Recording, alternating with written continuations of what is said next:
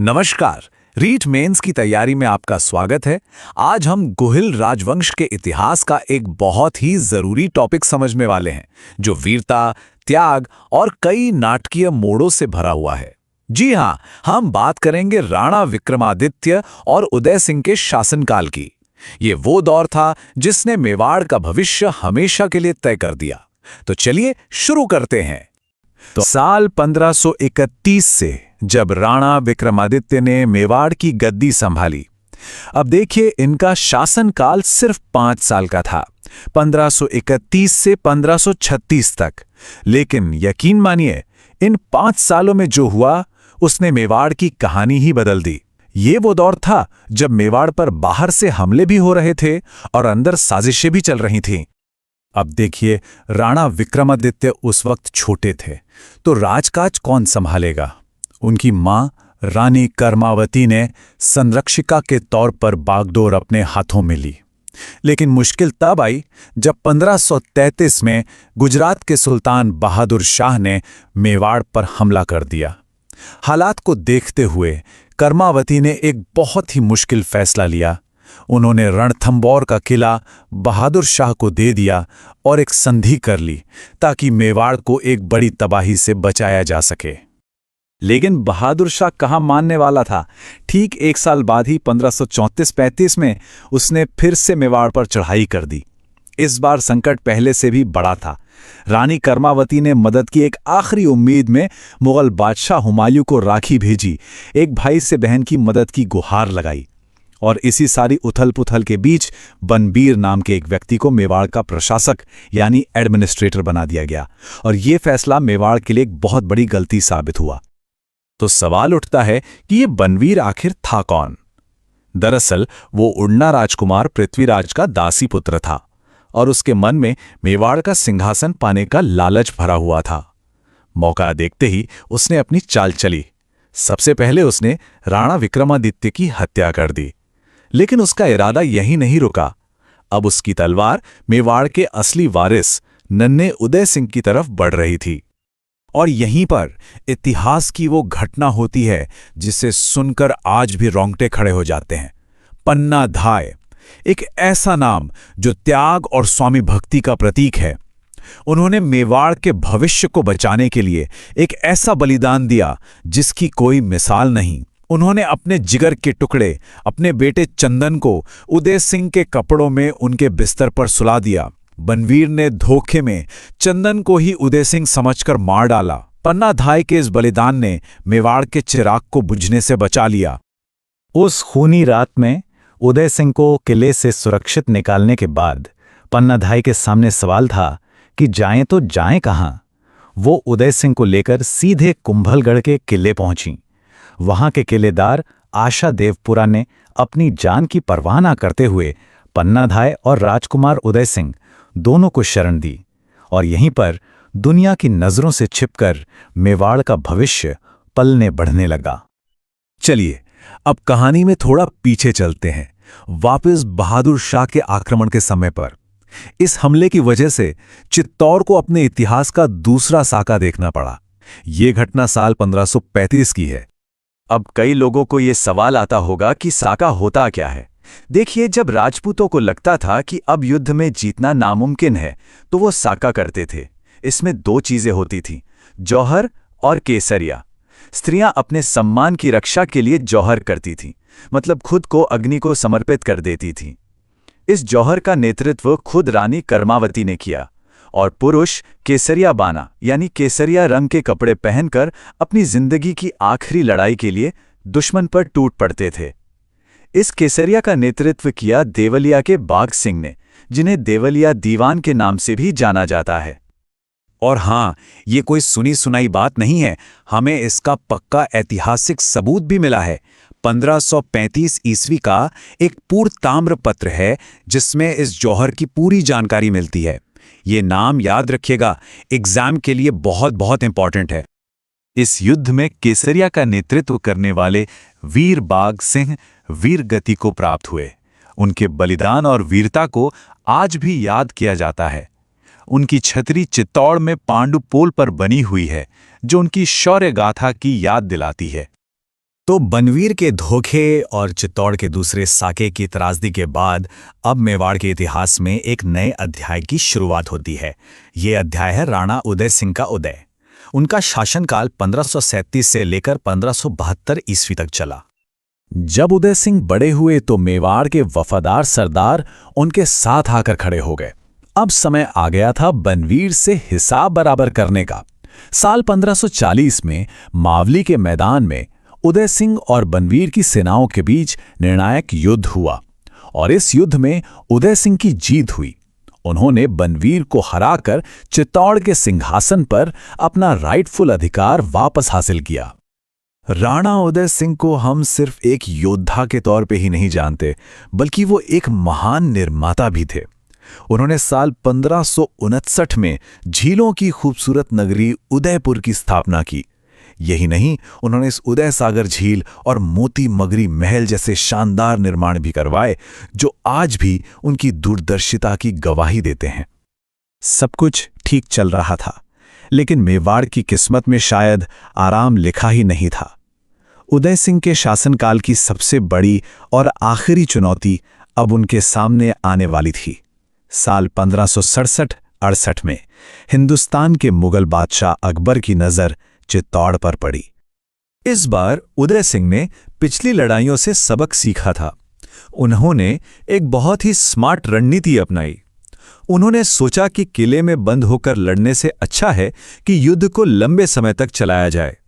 इसीलिए वो खुद पास की गिरवा पहाड़ियों में चले गए ताकि बाहर से मुगलों पर हमला कर सकें, और किले की रक्षा का भारी जिम्मा उन्होंने अपने दो सबसे बहादुर सेनापतियों जयमल और पत्ता को सौंप दिया। तो ये जयमल और पट्टा, ये दो नाम इतिहास में अमर हैं, पर ये थे कौन? चलिए जानते हैं। जयमल मेड़ता के राजा थे और उनका राज्य अकबर ने ही छीना था, तो उनके पास अपना हिसाब बराबर करने का एक मौका था। और पट्टा आमेर के एक बहुत ही वीर सामंत थे। ये दोनों ही मेवाड़ की आन बान और शान के लिए अपनी जान देने को तैयार थे। अकबर की विशाल मुगल सेना के सामने चित्तौड़ को अपने इतिहास का तीसरा और आखिरी साका देखना पड़ा। साल 1568 में इस बार जौहर की आग का नेतृत्व किया वीर महिला फूल कंवर ने, जो जयमल की बहन और पत्ता की पत्नी थीं, और केसरिया का झंडा उठाया जयमल और पत्ता ने। इसी युद्ध के दौरान एक ऐसी अद्भुत घटना हुई जो आज भी सुनाई जाती है। लड़ाई में जयमल घायल हो गए, लेकिन उन्होंने हार नहीं मानी। उनके भतीजे कल्ला राठौड़ ने उन्हें अपने कंधों पर बिठा लिया। अब सोचकर देखिए वो सीन। नीचे कल्ला राठौड़ दो तलवारों से लड़ रहे हैं और ऊपर उनके कंधों पर बैठे जयमल दो तलवारें चला रहे हैं। दुश्मनों को ऐसा लगा जैसे कोई 4 हाथों वाला देवता उनसे युद्ध कर रहा हो, और तभी से कल्ला राठौड़ 4 हाथों वाले देवता के नाम से लोक देवता के रूप में पूजे जाने लगे। इन महान वीरों की छतरियां आज भी चित्तौड़गढ़ किले में उनकी बहादुरी की कहानी कहती हैं। ये लोकेशंस एग्जाम में सीधे सीधे पूछी जाती हैं, तो ध्यान से सुनिएगा। पत्ता की छतरी रामपोल पर है और जयमल व कल्ला राठौर की छतरियां हनुमान पोल और भैरव पोल के बीच में बनी हुई हैं। आखिरकार वो दिन आया, 25 फरवरी 1568। चित्तौड़ का पतन हो गया और अकबर ने किले पर अधिकार कर लिया। लेकिन जीत के बाद अकबर ने जो किया वो इतिहास का एक काला अध्याय माना जाता है। उसने किले में मौजूद करीब 30,000 आम निहत्थे लोगों का कत्लेआम करवा दिया, और इस जीत की याद में उसने एलसी नाम का एक सिक्का भी चलवाया था। लेकिन देखिए, यहां एक बड़ी इंटरेस्टिंग बात है। अकबर अपने दुश्मन जयमल और पत्ता की बहादुरी से इतना प्रभावित हुआ कि उसने उनका सम्मान भी किया। उसने हाथी पर बैठी हुई जयमल और पत्ता की मूर्तियां आगरा के किले के मेन गेट पर लगवाईं। इन मूर्तियों का जिक्र एक फ्रांसीसी यात्री बर्नियर ने अपनी किताब में भी किया है। और हां, एक और छोटा सा फैक्ट, इस लड़ाई में अकबर जिस बंदूक का इस्तेमाल कर रहा था उसका नाम संग्राम था। चित्तौड़ के पतन के कुछ सालों बाद 28 फरवरी 1572 को होली के दिन गोगुंदा में राणा उदय सिंह की मृत्यु हो गई।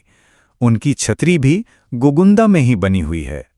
महाराणा प्रताप तो चलिए उस महान योद्धा की कहानी शुरू करते हैं जो अपने वक्त के सबसे ताकतवर साम्राज्य के खिलाफ अपनी मिट्टी की आज़ादी के लिए खड़े हुए। तो सबसे पहले महाराणा प्रताप की जिंदगी से जुड़ी कुछ बेसिक बातें जान लेते हैं। ये वो फैक्ट्स हैं जो अक्सर एग्जाम में सीधे सीधे पूछ लिए जाते हैं। इन डिटेल्स को ध्यान से देखिएगा। उनका जन्म हुआ था 9 मई 1540 को कोंभलगढ़ में। उनके पिता का नाम था उदय सिंह और मां का नाम था जयवंताबाई सोनगरा। उनकी पत्नी थी अजबदे पवार और हां, उनके बचपन का नाम था कीका। ये सारे पॉइंट्स एग्जाम के लिए बहुत इंपॉर्टेंट हैं। अच्छा, अब यहां कहानी में एक बड़ा मोड़ आता है। उदय सिंह ने जो ट्रेडिशन था उसके खिलाफ जाके बड़े बेटे प्रताप की जगह छोटे बेटे जगमाल को राजा बना दिया। बस इसी एक फैसले ने मेवाड़ में एक बड़े कॉन्फ्लिक्ट की नींव रख दी और सरदारों को बीच में आना पड़ा। तो ऐसे में मेवाड़ के सरदारों ने प्रताप का साथ दिया क्योंकि वही असली हकदार थे। सुलुम्बर के कृष्णदास चुंडावत ने घुगुंदा में प्रताप का राज तिलक कर दिया। बाद में कुंभलगढ़ में एक बड़ा समारोह भी हुआ जिसमें मारवाड़ के चंद्रसेन भी आए थे। दूसरी तरफ जब जगमाल को गद्दी नहीं मिली तो वो सीधा अकबर की शरण में चला गया। देखिए, युद्ध से पहले अकबर ने बातचीत से मामला सुलझाने की कोशिश की थी। चलिए देखते हैं कि उसने प्रताप को मनाने के लिए किन 4 दूतों को भेजा था।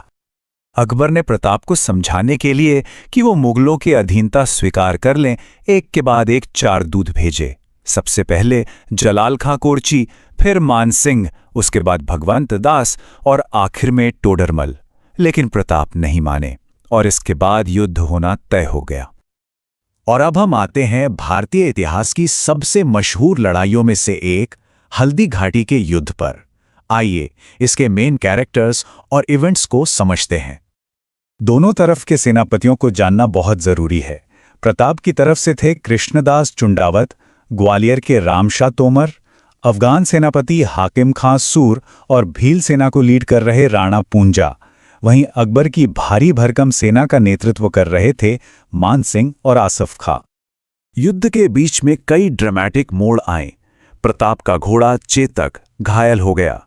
तब प्रताप को बचाने के लिए झाला बीदा ने उनका मुकुट खुद पहन लिया और लड़ाई की कमान संभाल ली और वीर गति को प्राप्त हुए।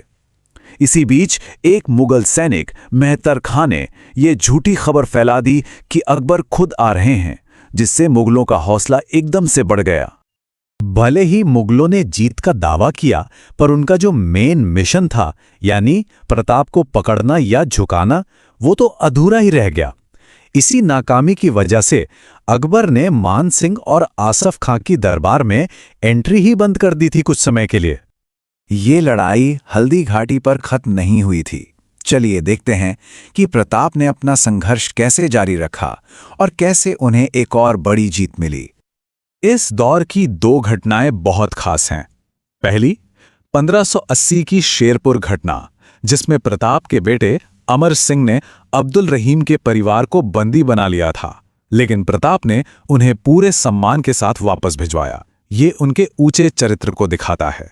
और दूसरी 1582 में दिवेर का युद्ध, जहां अमर सिंह ने मुगल कमांडर सुल्तान खान को मारकर एक बहुत बड़ी जीत हासिल की।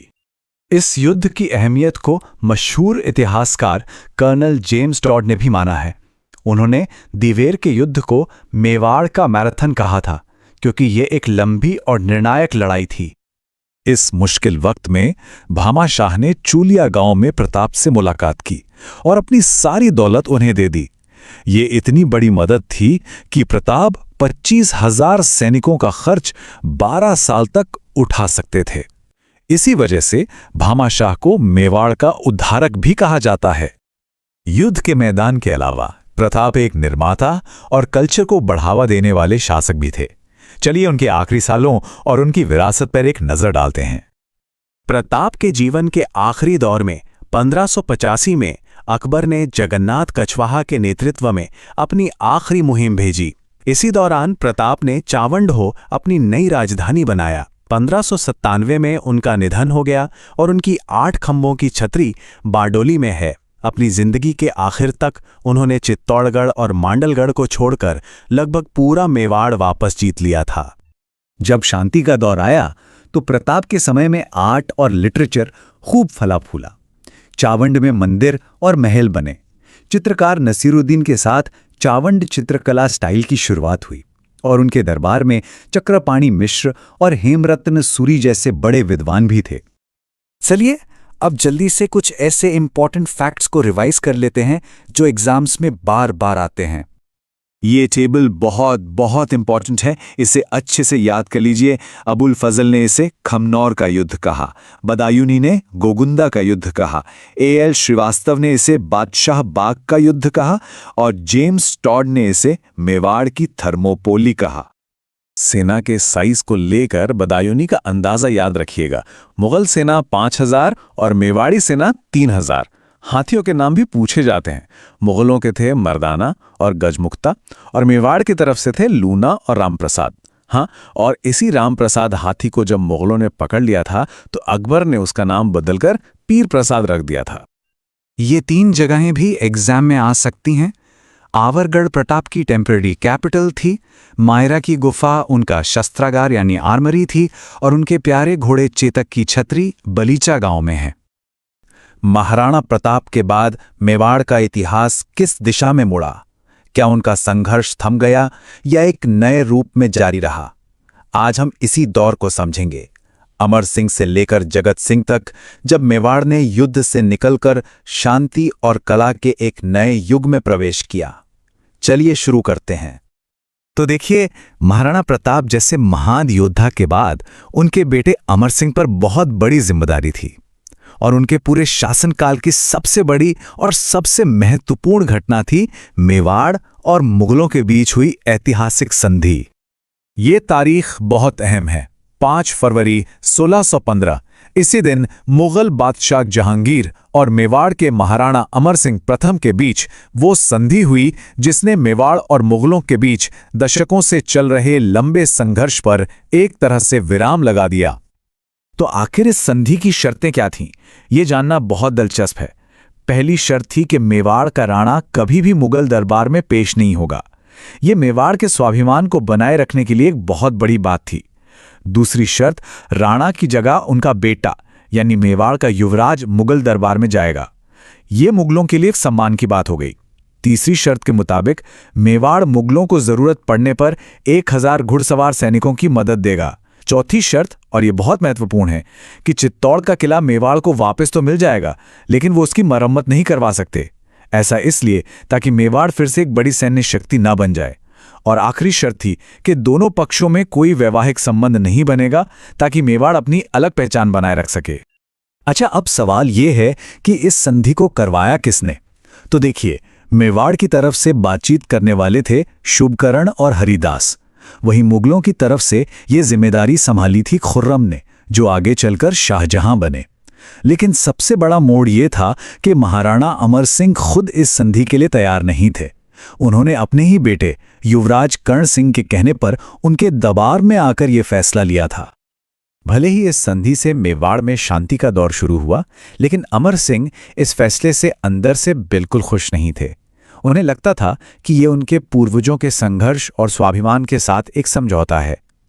वो इतने निराश हुए कि उन्होंने राजपाट छोड़ दिया और नौचौकी नाम की एक जगह पर चले गए। और एक इंटरेस्टिंग बात यह है कि यही वो जगह है जहां बाद में मशहूर राजसमंद झील बनाई गई। संधि की शर्तों के मुताबिक युवराज कर्ण सिंह मुगल दरबार में गए। वहां बादशाह जहांगीर ने उन्हें बहुत सम्मान दिया और 5000 का मनसबदार बनाया। अब ये मनसबदार क्या होता है? ये मुगल साम्राज्य में एक बहुत बड़ा पद या रैंक होता था जिससे किसी व्यक्ति की हैसियत और सैलरी तय होती थी। और 5000 का मनसब उस समय के सबसे ऊंचे पदों में गिना जाता था। उस समय भारत आए एक अंग्रेज राजदूत थे सर टॉमस रो। उन्होंने इस पूरी घटना पर एक बहुत सटीक बात कही थी। उन्होंने लिखा कि जहांगीर ने मेवाड़ को तलवार के बल पर नहीं बल्कि अपनी बुद्धि और कूटनीति से अपने अधीन किया था। ये बात साबित करती है कि यह संधि मुगलों के लिए एक सैन्य जीत से कहीं ज्यादा एक राजनीतिक जीत थी। अब आप सोच रहे होंगे कि हमें इस संधि के बारे में इतनी पक्की जानकारी कहां से मिलती है। तो इसके 2 बहुत मजबूत ऐतिहासिक स्रोत हैं। पहला है 1615 का जहांगीर का पुष्कर महल अभिलेख और दूसरा है 1637 का अजमेर की शाहजहानी मस्जिद का अभिलेख, ये वो सबूत हैं जो इस ऐतिहासिक घटना की पुष्टि करते हैं। चलिए अब कहानी को आगे बढ़ाते हैं। अमर सिंह के बाद उनके बेटे कर्ण सिंह मेवाड़ के शासक बने। क्योंकि मुगलों से संधि हो चुकी थी, इसलिए मेवाड़ में दशकों बाद एक शांति का माहौल बना, और इसी शांति के माहौल में निर्माण और कला का एक नया अध्याय शुरू हुआ। कर्ण सिंह ने अपने शासनकाल में उदयपुर में कर्णविलास और दिलखुश जैसे सुंदर महल बनवाए, लेकिन उनका सबसे यादगार काम था पिछोला झील के बीचों बीच जगमंदिर महल का निर्माण शुरू करवाना। और एक बहुत ही रोचक किस्सा है कि जब शाहजहां ने अपने पिता जहांगीर के खिलाफ विद्रोह किया था, तो कर्ण सिंह ने ही उन्हें इसी जगमंदिर महल में पनाह दी थी। कर्ण सिंह के बाद गद्दी पर बैठे उनके बेटे जगत सिंह प्रथम। उनके समय तक मेवाड़ में शांति पूरी तरह स्थापित हो चुकी थी। इसका नतीजा ये हुआ कि उनके शासनकाल को मेवाड़ की स्थापत्य कला का स्वर्ण काल यानी गोल्डन एज कहा जाता है। जगत सिंह ने शासक बनते ही जो पहला बड़ा काम किया, वो था अपने पिता के शुरू किए हुए काम को पूरा करना। उन्होंने पिछोला झील में बने खूबसूरत जगमंदिर महल का निर्माण पूरा करवाया, जो आज भी उदयपुर की शान बढ़ाता है। लेकिन जगत सिंह का सबसे मशहूर काम है उदयपुर का भव्य जगन्नाथ मंदिर, जिसे हम जगदीश मंदिर के नाम से भी जानते हैं। इसकी खासियत है इसका उपनाम, सपने में बना मंदिर। ऐसी मान्यता है कि भगवान विष्णु ने सपने में आकर जगत सिंह को यह मंदिर बनाने का निर्देश दिया था। यह मंदिर पंचायतन स्थापत्य शैली का एक बेहतरीन उदाहरण है। इस शानदार मंदिर को बनाने के पीछे जिन महान वास्तुकारों का हाथ था, उनके नाम थे अर्जुन, भाणा और मुकुंद। ये उनकी कला और हुनर का ही प्रमाण है कि इतना अद्भुत मंदिर बनकर तैयार हुआ। इसी मंदिर में एक शिलालेख लगा है, जिसे जगन्नाथ राय प्रशस्ति कहते हैं। इसे कृष्ण भट्ट ने लिखा था, और ये ऐतिहासिक रूप से बहुत ज़्यादा महत्वपूर्ण है, क्योंकि इसी प्रशस्ति से हमें हल्दी घाटी के युद्ध के बारे में भी ज़रूरी जानकारी मिलती है। जगत सिंह ने सिर्फ बड़े बड़े महल और मंदिर ही नहीं बनवाए, बल्कि उन्होंने अपनी धाए माँ नौजूबाई के सम्मान में एक विष्णु मंदिर का भी निर्माण करवाया था। इन सब के अलावा जगत सिंह अपनी दानवीरता और उदारता के लिए भी बहुत प्रसिद्ध थे। तो ये हमारे मन में अक्सर ये सवाल आता है ना, कि भाई वो कौन से शासक थे जिन्होंने उस दौर के सबसे ताकतवर मुगल बादशाह औरंगजेब को सीधी सीधी चुनौती दे दी थी। तो इसका जवाब है मेवाड़ के महाराणा राज सिंह। आज हम इन्हीं की वीरता और सूझबूझ की पूरी कहानी जानेंगे। महाराणा राज सिंह के शासन की शुरुआत से ही आप देखेंगे कि मुगलों के साथ उनके रिश्ते कुछ ठीक नहीं थे, काफी तनाव भरे थे। और इसकी जो पहली कड़ी है, वो जुड़ती है बादशाह शाहजहां के समय से। तो देखिए, राज सिंह ने गद्दी पर बैठते ही शाहजहां के खिलाफ एक आक्रामक मतलब एक एग्रेसिव पॉलिसी अपनाई। उन्होंने क्या किया, जो मुगल मेवाड़ संधि हुई थी उसकी परवाह किए बिना ही चित्तौड़ किले की मरम्मत का काम शुरू करवा दिया। अब जैसे ही ये बात शाहजहां को पता चली, उसने फौरन अपने सेनापति सादुल्ला खां को भेजा और काम रुकवा दिया। बाद में मामले को थोड़ा शांत करने के लिए शाहजहां ने चंद्रभान को राज सिंह से बात करने के लिए भेजा था। तो आप देख सकते हैं कि यहीं से दोनों के बीच जो टकराव था, उसकी नींव पड़ गई थी। अब शाहजहां के बाद मुगल सल्तनत की बागडोर किसके हाथ में आई? औरंगजेब के। और इसके साथ ही राज सिंह और मुगलों के रिश्ते ने एक बिल्कुल नया और कह सकते हैं कहीं ज्यादा मुश्किल मोड़ ले लिया। और इसकी शुरुआत पता है कब हुई? मुगल उत्तराधिकार के संघर्ष से ही हो गई थी। अच्छा, ये बात बड़ी दिलचस्प है, इसको ध्यान से समझिएगा। जब शाहजहां के बेटों में गद्दी के लिए लड़ाई चल रही थी, तो राज सिंह ने औरंगजेब का साथ दिया था। अब सवाल उठता है, उन्होंने ऐसा क्यों किया? देखिए, ये उनकी एक बहुत ही चतुर राजनीतिक चाल थी। उन्होंने इस मौके का फायदा उठाया और टीका दौड़ का आयोजन किया। अब इस रस्म की आड़ में उन्होंने अपनी सेना को भेजा और चुपके से कई मुगल इलाकों पर कब्जा कर लिया। मतलब एक तरफ तो वो औरंगजेब का साथ देने का दिखावा कर रहे थे और दूसरी तरफ अपने राज्य का विस्तार भी कर रहे थे। औरंगजेब के बादशाह बनने के बाद राज सिंह के साथ उसके रिश्ते बिगड़ने लगे और इसका जो सबसे बड़ा कारण था वो था राज सिंह का हिंदू धर्म और संस्कृति के एक रक्षक के तौर पर सामने आना। चलिए अब देखते हैं कि राज सिंह ने औरंगजेब का विरोध किया कैसे। सबसे पहले उन्होंने औरंगजेब के जजिया कर का, जो गैर मुसलमानों पर लगाया गया एक धार्मिक टैक्स था, उसका खुलकर विरोध किया। दूसरा, जब औरंगजेब ने जोधपुर पर कब्जा करने की कोशिश की तो उन्होंने जोधपुर के राजकुमार अजीत सिंह को अपने यहां शरण दी और उनकी मदद की। मेवाड़ के सिसोदिया और जोधपुर के राठौड़ों का ये जो गठबंधन बना, इसे राठौड़ सिसोदिया गठबंधन कहते हैं और ये गठबंधन औरंगजेब के लिए एक बहुत बड़ी चुनौती बन गया था। और इतना ही नहीं, जब औरंगजेब मंदिर और मूर्तियां तुड़वा रहा था तब राज सिंह ने हिंदू देवी देवताओं की मूर्तियों की रक्षा भी की। बात यहीं खत्म नहीं हुई, उन्होंने हिंदू राजकुमारियों की भी रक्षा की। इसका सबसे मशहूर उदाहरण है रूपनगढ़ यानी किशनगढ़ की राजकुमारी चारुमती का। हुआ ये कि औरंगजेब चारुमती से शादी करना चाहता था, लेकिन राजकुमारी ये बिल्कुल नहीं चाहती थी। उन्होंने मदद के लिए महाराणा राज सिंह को एक पत्र लिखा और राज सिंह ने आगे बढ़कर चारुमती से विवाह किया और उन्हें औरंगजेब से बचाया। ये औरंगजेब के लिए एक सीधी चुनौती थी। इसी संघर्ष के दौरान हमें त्याग और बलिदान की एक ऐसी कहानी मिलती है जो रोंगटे खड़े कर देती है। ये कहानी है हाडी रानी सहल कंवर की। वो सलुम्बर के सामंत रतन सिंह चुंडावत की पत्नी थी।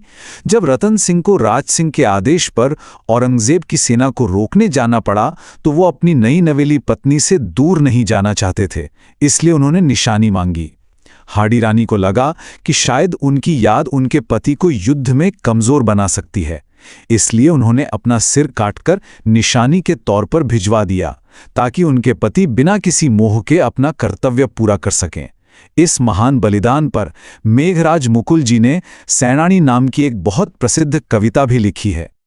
युद्ध और संघर्ष के अलावा महाराणा राज सिंह कला और संस्कृति के भी एक महान संरक्षक थे। चलिए अब उनकी जो कल्चरल अचीवमेंट्स हैं उन पर एक नजर डालते हैं। उन्होंने कई प्रसिद्ध मंदिरों का निर्माण करवाया जो आज भी हमारी आस्था के बहुत बड़े केंद्र हैं। इनमें सबसे प्रमुख है राजसमंद के सिहाड़ गांव में श्री नाथ जी का मंदिर, जिसे आज हम सब नाथ द्वारा के नाम से जानते हैं। इसके अलावा कंकरोली में द्वारकाधीश मंदिर और उदयपुर में अंबा माता मंदिर भी उन्होंने ही बनवाए। श्री नाथ जी की मूर्ति की कहानी तो बहुत खास है। 1672 में जब औरंगजेब मथुरा में मूर्तियां तुड़वा रहा था, तब गोविंद दास और दामोदर दास जी इस मूर्ति को वहां से सुरक्षित निकालकर मेवाड़ ले आए और महाराणा राज सिंह ने पूरे सम्मान के साथ इसे अपने राज्य में स्थापित करवाया। उन्होंने जल संरक्षण यानी वाटर कंजर्वेशन पर भी बहुत काम किया। उदयपुर में त्रिमुख बावड़ी, जिसे जया बावड़ी भी कहते हैं, इसका निर्माण उनकी रानी राम रसदे ने करवाया था। उन्होंने जाना सागर तालाब भी बनवाया और सबसे महत्वपूर्ण, उन्होंने राजसमंद झील का निर्माण करवाया, जो उस समय की इंजीनियरिंग का एक शानदार नमूना है। आपको बता दूं, ये झील अकाल राहत कार्यों के तहत बनवाई गई थी ताकि लोगों को रोजगार भी मिल सके। महाराणा राज सिंह के दरबार में कई बड़े विद्वान और कवि थे जिन्होंने बहुत महत्वपूर्ण ग्रंथ लिखे। देखिए, परीक्षा में इस हिस्से से सीधे सीधे सवाल पूछे जाते हैं, तो इस भाग को जरा ध्यान से समझिएगा। ये टेबल बहुत ज्यादा जरूरी है, इसको अच्छे से याद कर लीजिए। किशोर दास ने लिखी राजप्रकाश, सदाशिव भट्ट का ग्रंथ है राजरत्नाकर, मान ने लिखा राजविलास और गिरधर आसिया ने सगत सिंह रासू की रचना की। कल्याण दास ने गुण गोविंद लिखा और इनमें जो सबसे महत्वपूर्ण हैं वो हैं रणछोड़ भट्ट तैलंग, जिनके दो प्रमुख ग्रंथ हैं राज प्रशस्ति और अमर काव्य वंशावली। चलिए अब राज प्रशस्ति को थोड़ा डिटेल में समझते हैं। प्रशस्ति का मतलब होता है किसी की तारीफ में लिखा गया लेख। ये राजसमंद झील के किनारे नौचौकी नाम की जगह पर लगी हुई है। यह संस्कृत भाषा में 25 काले संगमरमर के पत्थरों पर लिखी गई है और इसे दुनिया की सबसे बड़ी प्रशस्ति माना जाता है। इसमें हमें मेवाड़ के इतिहास की बहुत ही जरूरी जानकारी मिलती है। बापा रावल से लेकर राज सिंह तक का पूरा इतिहास है। हल्दीघाटी युद्ध का वर्णन है, मुगल मेवाड़ संधि और राजसमंद झील के निर्माण के दौरान जो अकाल राहत कार्य हुए उनका भी जिक्र है। रणछोड़ भट्ट का दूसरा महत्वपूर्ण ग्रंथ है अमर काव्य वंशावली। हालांकि ये महाराणा अमर सिंह द्वितीय के समय में लिखी गई थी। परीक्षा के नजरिए से ये इसलिए इम्पॉर्टेंट है क्योंकि इसी ग्रंथ से हमें महाराणा प्रताप के छोटे भाई शक्ति सिंह और उनके प्रिय घोड़े चेतक के बारे में खास जानकारी मिलती है। अब आखिर में हम महाराणा राज सिंह की उपाधियों को देखेंगे।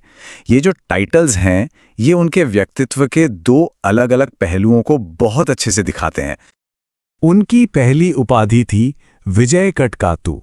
इसका मतलब होता है सेनाओं को जीतने वाला। ये उपाधि दिखाती है कि वो कितने महान योद्धा थे। वहीं उनकी दूसरी उपाधि थी हाइड्रोलिक रूलर। ये उपाधि उन्हें उनके बनाए गए विशाल जल स्रोतों, खास तौर पर राजसमंद झील जैसे बड़े निर्माण कार्यों की वजह से दी गई। तो ये दोनों उपाधियां साबित करती हैं कि वह एक महान योद्धा तो थे ही, साथ ही एक महान निर्माता भी थे। तो कहानी की शुरुआत करते हैं महाराणा जयसिंह से। इनका शासनकाल था 1680 से 1698 तक। ये वो दौर था जब मुगलों का प्रभाव काफी ज्यादा था। तो जयसिंह ने कूटनीति और निर्माण दोनों का रास्ता अपनाया। आइए देखते हैं कैसे। तो देखिए, जयसिंह ने सबसे पहला और बड़ा कदम क्या उठाया। उन्होंने जो राठौर सिसोदिया का गठबंधन चल रहा था, उससे खुद को अलग कर लिया और फिर 1681 में उन्होंने सीधा मुगल बादशाह औरंगजेब से संधि कर ली। अब सवाल उठता है कि इस संधि में हुआ क्या। तो मेवाड़ को जजिया कर से छूट मिल गई, जो गैर मुसलमानों पर लगता था, और इस छूट के बदले में पुर, मांडल और बदनौर के इलाके मुगलों को देने पड़े। राजनीति के साथ साथ जयसिंह का नाम निर्माण कार्यों के लिए भी बहुत महत्वपूर्ण है। उन्होंने प्रसिद्ध जयसमंद झील का निर्माण करवाया और अपनी परमार रानी कोमला देवी के लिए झील के पास ही एक महल बनवाया, जिसे आज हम रूठी रानी का महल के नाम से जानते हैं।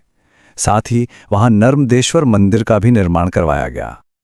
अब जयसिंह के बाद आते हैं उनके उत्तराधिकारी अमर सिंह द्वितीय।